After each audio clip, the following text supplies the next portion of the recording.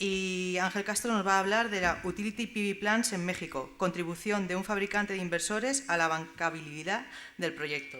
Pues cuando quieras, Ángel. Gracias. Muchas gracias. Bueno, en primer lugar, comentar que quizá el contenido de la ponencia ha cambiado un poquito respecto a lo que estaba inicialmente planteado, pero de todas formas no se va a apartar mucho, sobre todo en la parte final.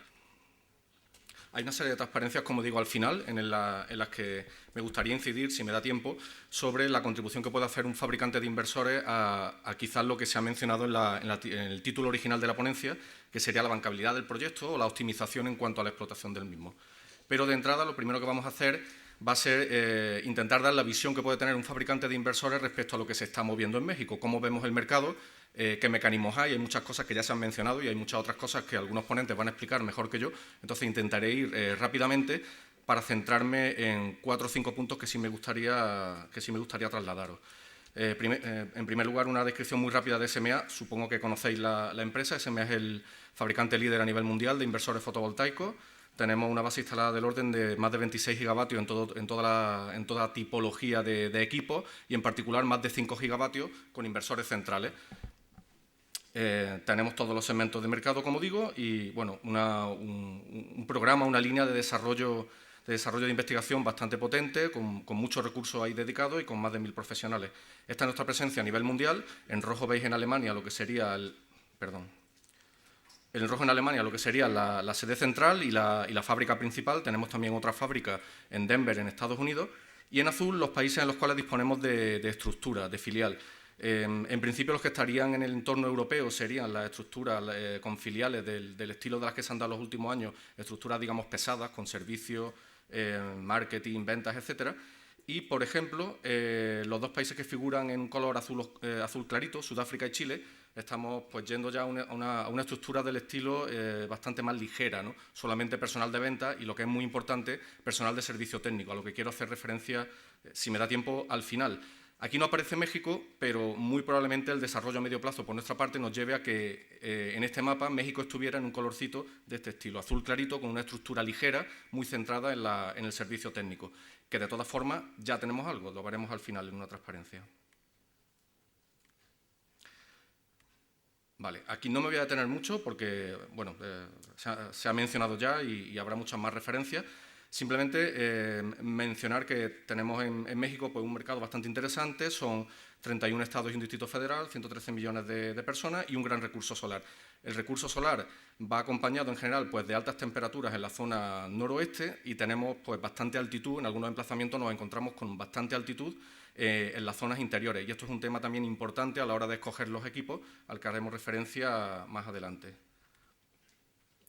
Aquí simplemente mencionar, me gustaría hacer incidencia en un par de cuestiones que creo interesantes y creo que ya se han mencionado. Es que el Sistema Eléctrico Nacional de México, no sé si se verá bien en la figura, pero podéis observar que justamente en la península de Baja California tenemos dos sistemas aislados de lo que sería el sistema eléctrico central del resto de México. Y además, en particular, podemos ver que en la zona norte, noroeste muy especialmente, pues el mallado de la red es escaso, es más bien escaso. Esto, digamos, nos recuerda un poquito quizá al caso de Chile, con el sistema eléctrico del norte grande y todas las mineras con necesidad grande de energía, pero una red que no lo puede soportar toda la energía que nos gustaría generar con plantas renovables a día de hoy. En particular, el tema de Baja California Sur, si alguien tiene alguna información que corrija lo que yo digo, pues se lo agradecería, pero hay noticias que mencionan la posibilidad de que se interconecte a corto plazo con el sistema de lo que sería el México continental, el resto del país. Con lo cual, los precios que vamos a ver, que nos podemos encontrar en los nodos de Baja California Sur, que son altos, los precios que nos puede dar la CFE, que calcula la CREA a la hora de hacer una planta que vierta ahí la energía, bueno, pues su seguridad en el corto o medio plazo se puede ver en entredicho por una circunstancia de este estilo. En Baja California Norte tienen el sistema interconectado con Estados Unidos desde el año 80 y hay otras interconexiones a lo largo de la frontera con Estados Unidos, pero tampoco son excesivas.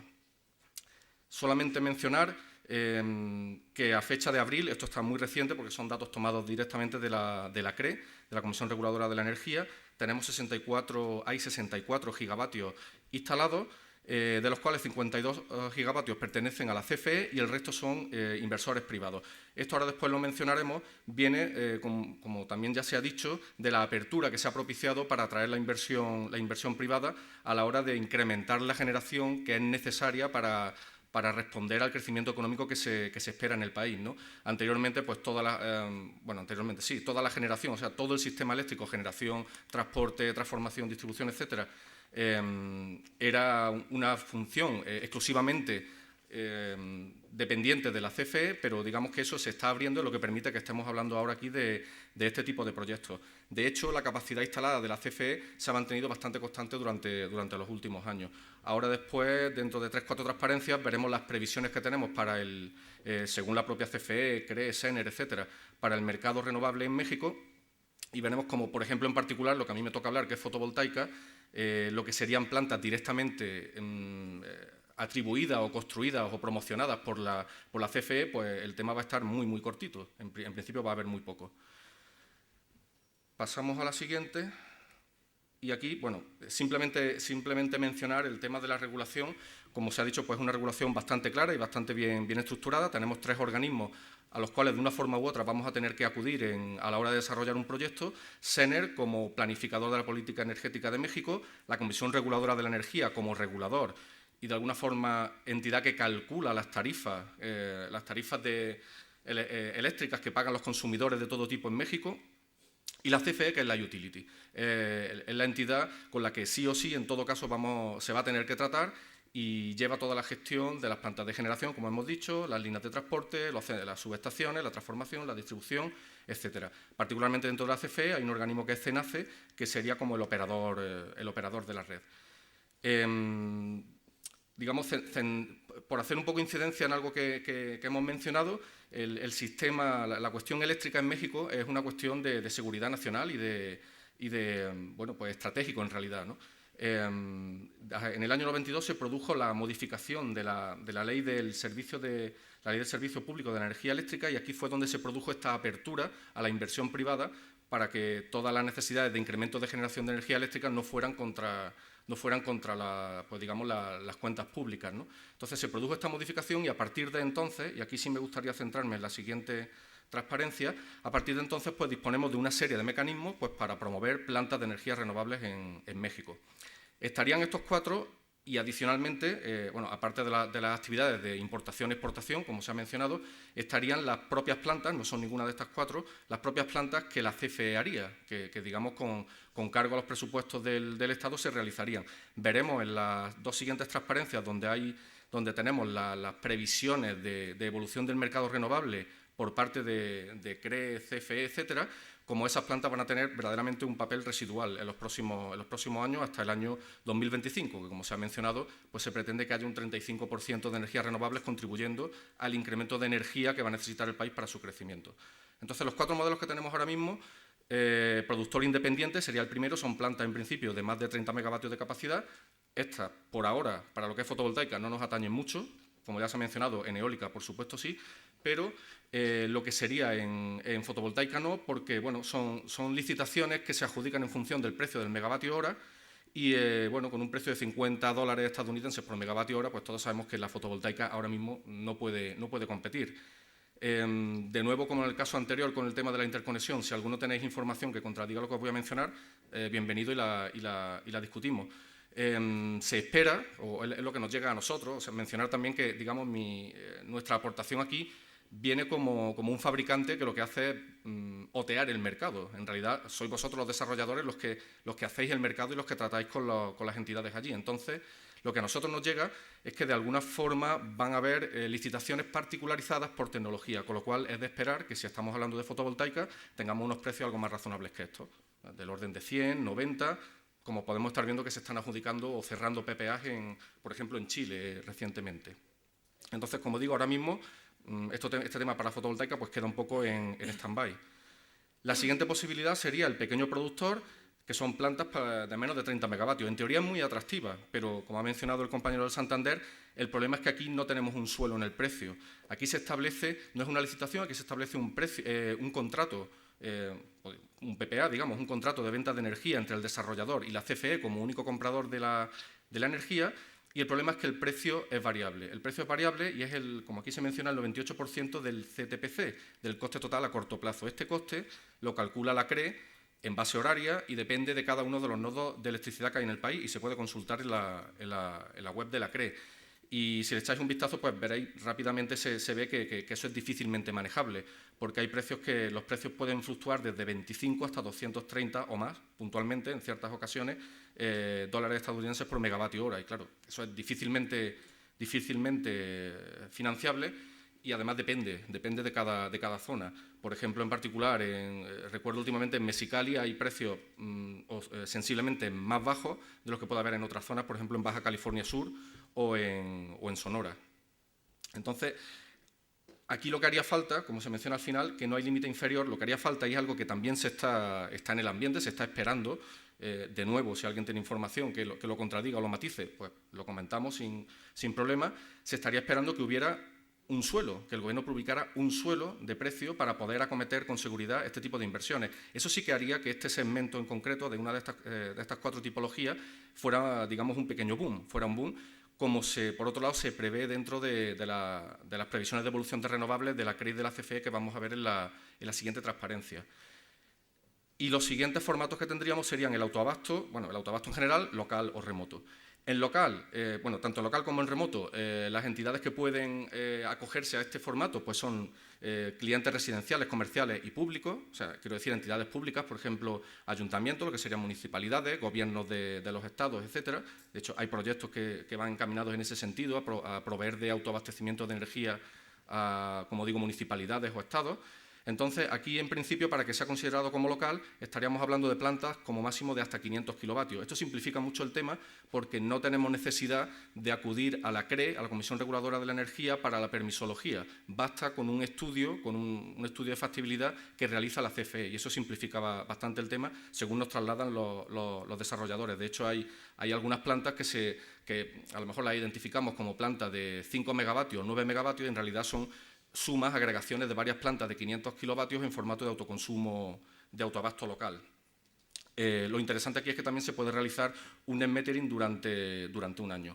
Y el formato del autoabasto remoto, como se ha mencionado, lo que conlleva es que tú puedes producir la energía en un sitio, pero la puedes consumir en otro diferente, pagando lo que son los porteos por la utilización del sistema eléctrico nacional, lo que es la utilización de la red eléctrica. Estos costos son bajos, con lo cual tampoco tiene una incidencia muy elevada. Al final se trata digamos, de un PPA entre la entidad que tiene la necesidad energética y el desarrollador de la misma. Ambos tienen que formar parte de la sociedad que desarrolla el proyecto, aunque sea con una acción, con un porcentaje mínimo, digamos, el off-taker tiene que estar implicado.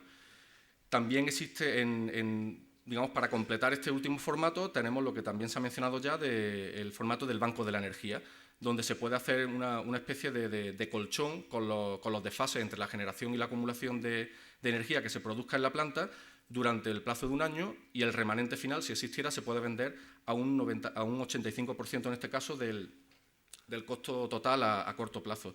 El costo total a corto plazo también lo publica la CRE, lo calcula la CRE, y de alguna forma lo que quiere significar es lo que cuesta generar la energía, transportarla, deduciendo pérdidas, etcétera, hasta el nodo en el cual se está refiriendo ese precio. Una ligera mención al tema de las tarifas. Vamos fatal de tiempo. Voy fatal de tiempo, entonces me vaya a permitir que pase aquí.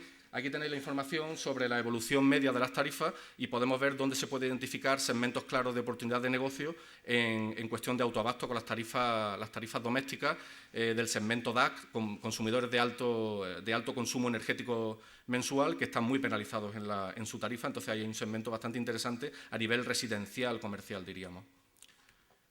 Estas son las previsiones, estas gráficas de la CRE son muy interesantes porque la primera, que es la de tonos verdes que veis, es igual a la suma de las 3 siguientes. Entonces aquí te está diciendo de alguna forma cómo se prevé que evolucione el incremento de energía renovable instalada en el país, pues en base a diferentes criterios.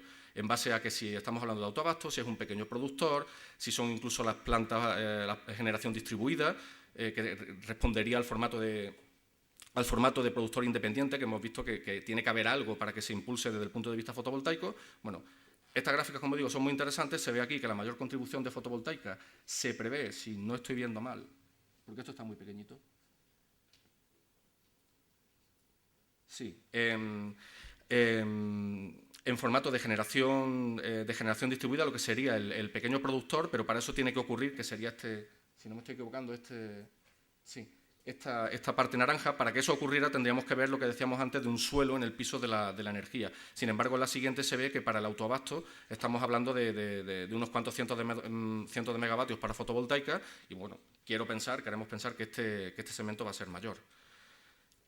Aquí es donde me quería detener un poquito más. Este cuadro, que he tomado prestado de los compañeros de Proméxico, responde a una situación a finales del año 2012 y aquí se reflejan las plantas que están construidas o en construcción y que por lo tanto se esperan que estén próximas a su puesta en operación. Dejamos a un lado la primera, que serían las pequeñas plantas, pequeñas instalaciones aisladas, etcétera, y nos centramos en las demás. Veréis que en principio aquí dice que las únicas que están construidas y operando son plantas de titularidad pública de la CFE. De hecho, en la gráfica siguiente, en el mapita siguiente, lo que queremos significar es que, hasta donde nosotros sabemos, y de nuevo os pido que si tenéis una información diferente, pues me la corrijáis, las únicas plantas existentes con equipos centrales, con inversores centrales en México a día de hoy, pues tenemos la suerte de que estén hechas con equipos SMA para nosotros. Tendríamos, en primer lugar, la planta de Santa Rosalía, es una planta piloto de la CFE, 1 megavatio, que tiene 4 equipos de 250 kilovatios estadounidenses, de certificación UL, con transformador incorporado de salida en baja tensión. Tenemos Durango, es un autoabasto de 500 kilovatios, con un único equipo central de intemperie, todas las plantas son equipos centrales de intemperie, y tenemos la planta de Cerro Prieto, de 5 megavatios, que es, de nuevo, otra licitación, otra planta pública de la CFE. Santa Rosalía y Cerro Prieto serán lo que, según las previsiones anteriores de la gráfica anterior, no veremos mucho en los próximos años hasta el 2025. Digamos que la CFE, que el Estado mexicano acometa directamente contra su propio presupuesto plantas de generación. Pero yo creo que tiene una importancia bastante relevante, en particular la planta de Cerro Prieto, porque de alguna forma ejemplifica el compromiso de las autoridades mexicanas, en particular con la energía solar fotovoltaica. Estas transparencias no las tenéis, son simplemente fotografías de la planta Cerro Prieto que me gustaría comentar muy rápidamente, pues bueno, no las podemos distribuir, pero no quería dejar de traerlas para comentarlas. Como aquí se dice, Cerro Prieto son 5 megavatios, tiene muchas tecnologías implicadas, de hecho es una planta, como he dicho antes, piloto por parte de la CFE para ganar conocimiento sobre la tecnología fotovoltaica. Hay concentración fotovoltaica, seguimiento policristalino a 2 ejes, policristalino a un eje y creo recordar que capa fina a un eje. Todo ello trabajando sobre equipos centrales de 500 kilovatios colocados directamente a la intemperie. Lo que figura abajo es simplemente un comentario con respecto a la regulación y probablemente posteriores ponentes puedan incidir sobre esto. La regulación, sí, hay regulación en México, por supuesto, en cuanto a fotovoltaica, pero de alguna forma podríamos decir que ahora mismo es maleable.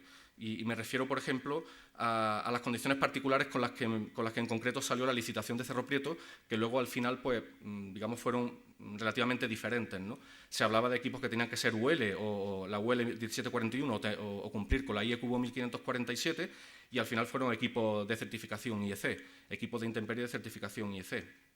Se hablaba de que tenían que ser transformadores con 2 devanados, alta-baja, y finalmente, como veréis ahora después en la foto, y bueno, y aquí se menciona, son los transformadores de potencia que se han utilizado tienen doble devanado en baja.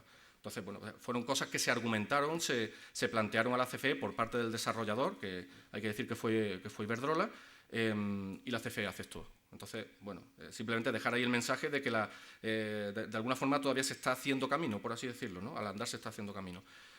La planta lo que es Cerro Prieto, los 5 megavatios, está dentro del complejo de Cerro Prieto, una planta de geotermia que, si no estoy equivocado, es la mayor del mundo, con unos 720 megavatios instalados. Y aquí en esta foto está al lado de Mexicali, está a escasos kilómetros de Mexicali, en el norte de México. Y aquí os podéis hacer un poco idea del entorno, ¿no? Árido, desértico y con todos los problemas de sustancias que se derivan de la actividad de la planta geotérmica. Aquí al fondo podéis ver precisamente la razón que da origen al nombre de la planta, que es Cerro Prieto, este cerro de color más oscuro, de tonos negros, que es de origen volcánico y bueno, contrasta bastante con el ambiente. Aquí lo que quería enseñaros simplemente es la solución por la que ha optado la CFE y sinceramente pues pensamos que es una opción bastante acertada. En cuanto a inversores, que es digamos de lo que nos toca hablar a nosotros, inversores fotovoltaicos, tendríamos aquí lo que sería parecido, digamos de alguna forma artesanal, por así decirlo. Se ha construido en obra lo que sería un skid, una plataforma donde van colocados los equipos eléctricos, y se ha colocado una pérgola para proteger de la radiación directa el funcionamiento de los inversores y los transformadores. Esto es una vista con un poquito más de detalle. Y bueno, comentaros que tenemos por cada una de estas estaciones, hay 2 equipos de 500 kilovatios con su trafo pad mounted de interior, que es este que tenemos aquí. Tenemos cajas de agrupación de campo para llevar los strings y las cadenas procedentes de los seguidores a los inversores. Y aquí también tienen colocados lo que serían los trafos de servicios auxiliares e incluso un elemento redundante que fueron interruptores para separar entre inversor y transformador. Aquí tenemos diferentes vistas y, bueno, simplemente pues invitaros a que si estáis por México y podemos coincidir en algún momento, podamos realizar, los que tengáis interés, podamos realizar una visita a la propia planta de Cerro Prieto, como hemos hecho anteriormente con otro grupo de clientes. Como digo, yo creo que es una muestra bastante interesante, es una planta que está muy bien construida, muy bien planteada, una muestra bastante interesante del compromiso del Gobierno mexicano por las energías renovables. Y ya no me va a dar tiempo de nada más, pero simplemente mencionaros que en las últimas cinco transparencias tenéis unas pequeñas indicaciones de lo que piensa SMA que puede contribuir un fabricante de inversores fotovoltaicos a hacer más bancable un proyecto por haciendo su operación más segura en términos de optimizar la producción energética, minimizar autoconsumo de los equipos, minimizar el CAPEX de inversión inicial de la planta, etcétera. Cualquier cuestión que tengáis, pues sin ningún problema, por favor, aquí tenéis al final mis datos de contacto. Muchas gracias.